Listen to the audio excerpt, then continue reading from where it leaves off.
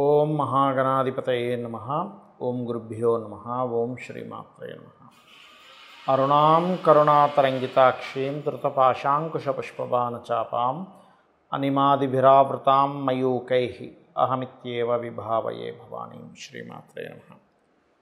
ప్రేక్షకులకి ఆ లలితాంబిక అమ్మవారి యొక్క అనుగ్రహం పరిపూర్ణంగా కలగాలని మనస్ఫూర్తిగా కోరుకుంటూ మనం ఈరోజు చాలామంది పడుతున్నటువంటి జనరల్గా ఎటువంటి ఇబ్బందులు అయితే పడుతున్నారో వాటిని మనంతట మనమే మన జన్మజాతకంలో ఏ రకంగా చూసి పరిష్కారం చేసుకోవచ్చు, చాలా సింపుల్గా అనే విషయాలు తెలుసుకుందాం. ఒకటి, అందరూ ఇబ్బంది పడేది ఏమిటంటే వాళ్ళ జీవితంలో ఎదగలేకపోతున్నాము.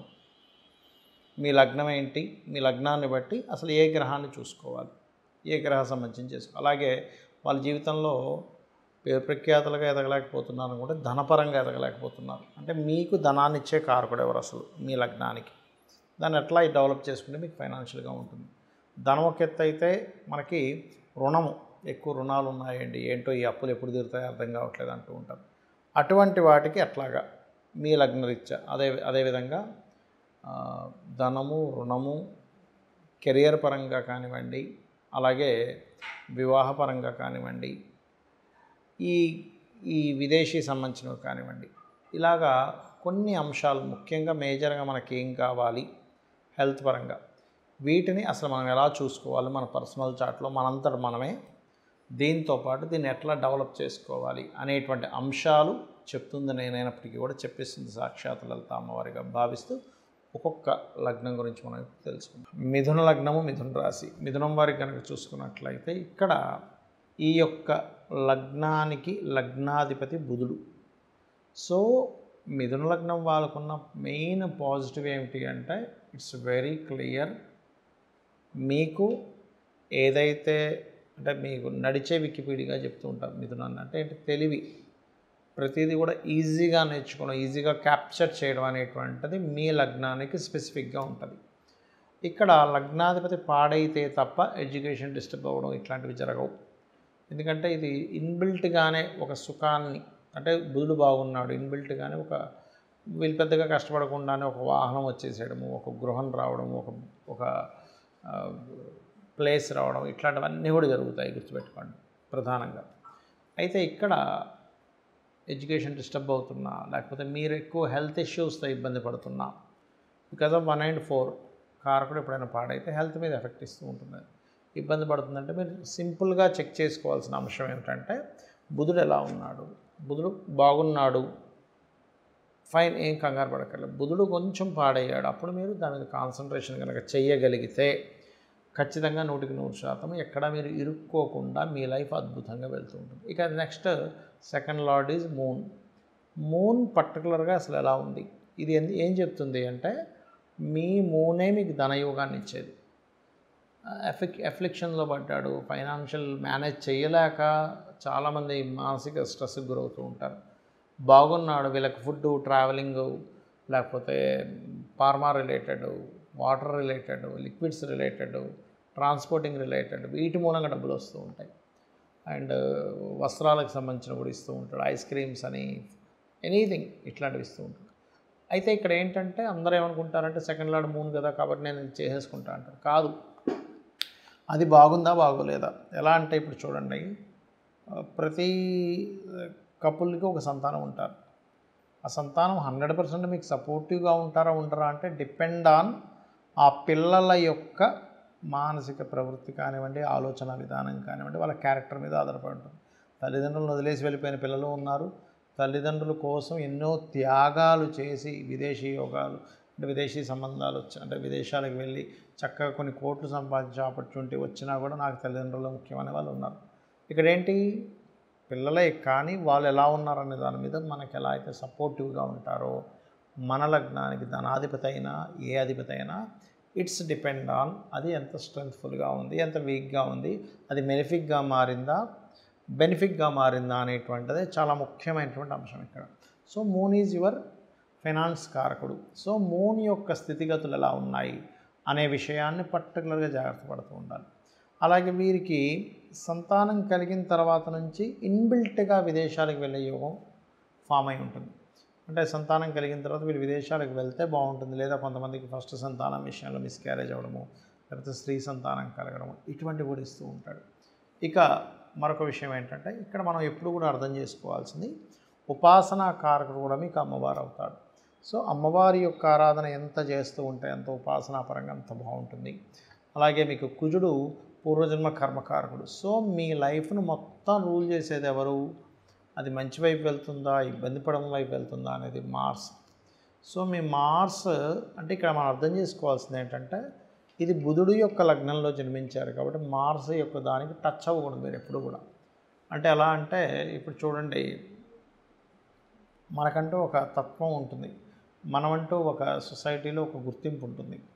అప్పుడు ఆ గుర్తింపు దేనివల్ల వచ్చిందో దానిని ఎప్పుడైతే మనం పాడు చేసుకోకుండా ఉంటామో అప్పటి వరకు మీరు సుప్రీంగా ఉంటారు.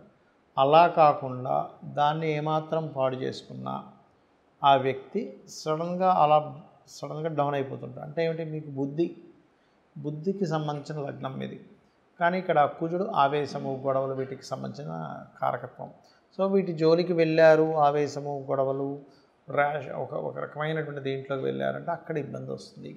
కాకపోతే మరి ఈ స్పోర్ట్స్ రంగాల్లో ఉన్న వాళ్ళకి కుజుడు కనుక బాగుంటే స్పోర్ట్స్లో అద్భుతమైనటువంటి అంటే కాంపిటీషన్ అనుకుంటే అద్భుతంగా సాధిస్తారు, సాధించడం కాదు, because of 6th and 11th lordship ఉంది కాబట్టి అది ప్రధానంగా తీసుకోవాలి. ఇక మరొక విషయం ఏంటంటే మీకు కర్మకారక ప్లానెట్ ఈజ్ గురువు అవుతాడు. సో మీరు ఎవరికైనా ఏదైనా గైడ్ చేయడము, బోధించడము, అకౌంటింగ్ రిలేటెడ్, లేనట్లయితే టీచింగ్ రిలేటెడ్, ట్రైనింగ్ రిలేటెడ్ మీకు ఇన్బిల్ట్గా ఉన్నటువంటి యోగం మీకు ఒక్కరికే కాకుండా మీ యొక్క జీవిత భాగస్వామికి కూడా అటువంటి వాటి మీద ఆసక్తి ఉండడము, టీచింగ్ రిలేటెడ్ లాంటివి చదవడం కూడా జరుగుతూ ఉంటుంది. అయితే ఇక్కడ ఏంటంటే జూపిటర్ బాగున్నాడా మీకు కెరియర్లో అద్భుతంగా వెళ్తారు. జూపిటర్ బాగోలేని అర్థం మీరు కెరియర్ పరంగా ఎదగలేకపోతున్నారంటే, అంటే శాటన్తో కనెక్ట్ అయి ఉండడం, లేదా పాపగ్రహాలతో కనెక్ట్ అయి ఉండడం, ఇటువంటివి జరుగుతుంటాయి. కాబట్టి మీరు ఈ 10th లార్డ్ ఎలా ఉన్నాడో చెక్ చేసుకోండి. అలా చెక్ చేసుకొని మీరు కనుక అడుగు ముందుకు వేసినట్లయితే ఖచ్చితంగా మీకు బాగుంటుంది. మనం ప్రధానంగా జ్యోతిష్శాస్త్రంలో అర్థం చేసుకోవాల్సినటువంటి 2 విషయాలు ఉంటాయి పర్టికులర్గా. ఒకటి గోచారము, రెండవది జన్మజాతకము. గోచారం అనేటువంటిది ఎలా పనిచేస్తుంది, అందరూ ఏమనుకుంటారు ఓన్లీ గోచారం వల్లేనేమో, అందుకే ఈ వార ఫలితాలు, మాస ఫలితాలు, పక్ష ఫలితాలని, సంవత్సర ఫలితాలని చూస్తూ ఉంటారు. కానీ గోచారం ఒక 10 to 15% మాత్రమే మీకు సపోర్ట్ లేదా అపోజ్ చేస్తుందా అనేటువంటి ఒక విషయాన్ని చెప్తూ ఉంటుంది. కానీ మీ పర్సనల్ చార్ట్ ఏం చేస్తుందంటే మీరు పూర్వజన్మల్లో చేసినటువంటి పుణ్యాన్ని, పూర్వజన్మలో తెలుసో తెలియకో చేసినటువంటి కొన్ని బ్యాడ్ కర్మాస్ని రిజల్ట్ ఇస్తూ ఉంటుంది. అయితే ఇక్కడ ఒక చిన్న విషయం ఏంటంటే చాలామంది ఏమనుకుంటారంటే ఇగో నన్ను దేవుడు పరీక్షిస్తున్నాడు, అసలు ఇవ్వట్లేదు, భగవంతుడు ఇన్ని కష్టాలు పెడుతున్నాను అనుకుంటా. అస్సలు భగవంతుడికి మీరు స్వయంగా చేసే కర్మకి సంబంధం లేదు. ఎలా అంటే ఒక హెడ్ మాస్టర్ ఉన్నాడు ఒక కాలేజ్కి, ఆ కాలేజీలో ఉండేటువంటి హెడ్ మాస్టరు మీరు రాసే ఎగ్జామ్కి సంబంధం లేదు. మీరు రాసే ఎగ్జామ్ వల్ల మీకు మార్క్స్ వస్తాయి. ఎలా అయితే ఎగ్జామ్ రాసామో, ఎలా అయితే పార్టిసిపేట్ చేశామో, ఒక రన్నింగ్ రేస్ ఉంటుంది, పరిగెట్టేవాడు దాన్ని బట్టి వాడు గెలుస్తాడు. అంతేగాని అక్కడ చూసేవాడు లేకపోతే ఆ స్కూల్ హెడ్ మాస్టర్ మిమ్మల్ని ఏమి పరిగెట్టినప్పుడు ఆపడు కదా. సో ఏంటంటే ఇక్కడ మన కర్మలే ఈ రూపంలో వస్తున్నాయి అనే విషయాన్ని ఫస్ట్ గుర్తుపెట్టుకోవాలి. మనకు సంబంధం లేకుండా ఏదైనా ఒక విషయం అంటే సిబ్లింగ్స్తో గొడవలు కావచ్చు, తల్లిగారితో, కొంతమందికి మాతృదోషాలు ఉంటాయి, తల్లిగారితో గొడవలు కావచ్చు, పితృదోషాలు ఉంటాయి, అంటే వంశాభివృద్ధి అవ్వట్లేదన్నా, లేకపోతే తండ్రితో గొడవలున్నా, లేకపోతే భార్యతోనో భర్తతోనో గొడవలున్నా, ఇవన్నీ ఏంటంటే పాస్ట్ లైఫ్లో మనం చేసుకున్నటువంటి కర్మలే ఈ రూపంలో వస్తున్నాయి అని అర్థం చేసుకొని వీలైనంత మట్టుకు ఆ గొడవలను ఎక్కువ పెంచుకోకుండా తగ్గించుకుంటే మీ కర్మ తగ్గుతుంది. కానీ దాన్ని మరింత పెంచుకుంటున్నారు, ఇంకా గొడవలు చేసేసి కోర్టు కేసులని, పోలీస్ స్టేషన్స్, కొంతమంది ఉన్మాదంగా ప్రవర్తిస్తే దట్ ఈస్ డిఫరెంట్ కేస్. ఆ ఉన్మాదులకు సంబంధించిన విషయాన్ని మాట్లాడట్లేదు. మరీ చిన్న చిన్న విషయాలుగా మీరు రెచ్చిపోయి అవతల వాళ్ళు అన్నదమ్ములతో కావచ్చు, తల్లిగారితో కావచ్చు, తండ్రి గారితో కావచ్చు, ఇవన్నీ ఏం చేస్తాయంటే ఆల్రెడీ పాస్ట్ లైఫ్లో చేసుకున్న కర్మ వల్లే తల్లితో పడట్లేదు, భార్యతో పడట్లేదు. ఇక్కడ మళ్ళీ తీసుకొచ్చేసి మరలా మీరు దాన్ని పెంచుకుంటుంటే కొన్ని వందల జన్మలు మీరు మళ్ళీ ఎత్తుతూ ఆ కర్మలను అనుభవిస్తూ ఏమిట్రా నా కర్మ అని అనుకుంటూ తెలియని అజ్ఞానంలో దేవుడు ఎందుకు ఇలా చేస్తున్నాడు అని అనుకుంటాం. కానీ భగవంతుడు కేవలం మీ కర్మకి ఫలితం ఇచ్చే ప్రదాత మాత్రమే, కానీ మీ కర్మకి ఆయన ఎక్కడ కూడా అడ్డుపడ్డం కానీ, ఇప్పుడు మీకు మంచి కర్మ ఉంది, బాగా డబ్బులు వస్తున్నాయి, ఆయన వచ్చేమో అడ్డుపడ్డు, ఎవరు కూడా మిమ్మల్ని ఆపలేరు.